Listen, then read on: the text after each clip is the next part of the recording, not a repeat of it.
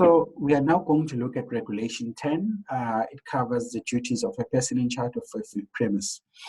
So this new regulation introduced a very, very important requirement that the people in charge of food premises must be trained on food safety and hygiene principles. And there was a reason for that. Many owners or managers of food premises claimed ignorant. They said they don't understand the basic food safety practices. So the regulation aimed at eliminating that excuse that people who are in charge of food premises are not well informed about what is it that they must do to ensure the safe handling of food. So once you get given that certificate as a person in charge, you have got the responsibility to ensure that the way that we handle food is safe for the consumer, because you, as one of the requirements, you ought to have received training. So you are assumed to know exactly what your responsibility towards the handling of food is.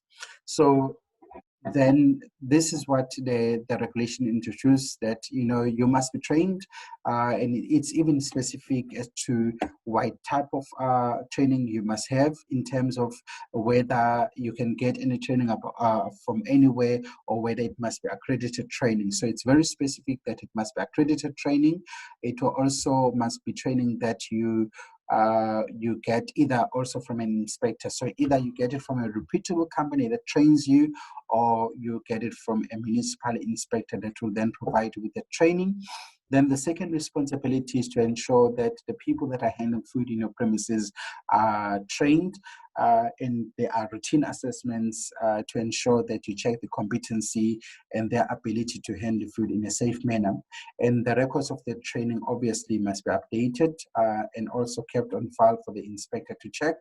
As a person in charge of food premise, you have got a responsibility to ensure that there is effective pest control programs in your facility, as well as effective waste control. So when you're talking about pests, we are looking at flies, insects, rodents, bird, or any other pests that could be present in your facility, because they do carry microbiological contaminants and as well as physical contaminants. For an example, bird droppings, if they get introduced into the food that could contaminate the food, they may also carry bacteria in them, that if the consumer consumes that food, then it would result in the consumer falling ill as a result of the contaminants in the food. Effective waste control as well is also one of the requirements, that you must ensure that waste is removed on at least daily basis, especially if it is food waste, because if it accumulates, then it can result in pest hemorrhage, which will obviously result in food contamination as well. The refuse bins that we are using must be cleaned and disinfected regularly. And if you have got any wastewater coming out of the facility, that also must be disposed to the satisfaction of the relevant authority, which obviously is your municipality. The other requirements include ensuring that the food premises are clean at all times, and any land around your food premises is clean, ensuring that staff are inspected in terms of the hygiene requirements. They shouldn't wear any jewelry when they hand the food, makeup. All those things are the things that you as a person in charge are supposed to check for before they get into their food handling facility. You'll check, do they have any visible symptoms of illness that could indicate an underlying condition that could obviously result in the food being contaminated. So you basically look at the physical, the things that you can see, any cuts, any rash that is visible that could result in food being contaminated. Then obviously live animals are not allowed into a food handling area. That will obviously excludes guide dogs, and crustaceans, mollusk fish that you keep for the purposes of your business. That you are more than welcome to do that. But even the guide dogs, you must determine what is the risk of them causing contamination and resulting in food being contaminated. So all the persons under the control of the person in charge must meet the necessary and applicable requirements of this regulation. We will see later that we will speak about what are the duties or the responsibilities of food handlers.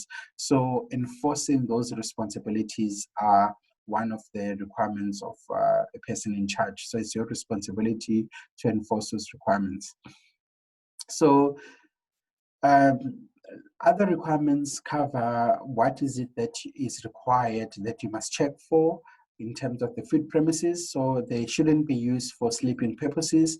For washing, cleaning, or ironing of clothing or similar laundry, you can have another separate room for that, but not in a place where food is being handled. A food handler does not touch ready-to-consume non-prepared food with his or her bare hands. That is your responsibility to enforce that. You must ensure that you train your staff members or inform them that if they've got any disease that they may carry, you do encourage them, or they must report them to you, and the records of that must be kept just in case a consumer complains that something, or the food that they consume from your facility made them sick. Then you'll be in a better position to determine what sort of bacteria or sort of germ that was present in the food that could have resulted in that consumer being sick. There must also be a traceability system that is maintained in your food facility. Why is that important? If a customer were to complain and say, I got sick from eating your product, you must be able to determine where could a problem where was it introduced in the process. So you'll use your traceability documents to determine the chain of how you produce the food and where is it that the contaminants could have come from. So those are the things that you must look at. So we'll end here for now, and then we'll move directly to regulation 9.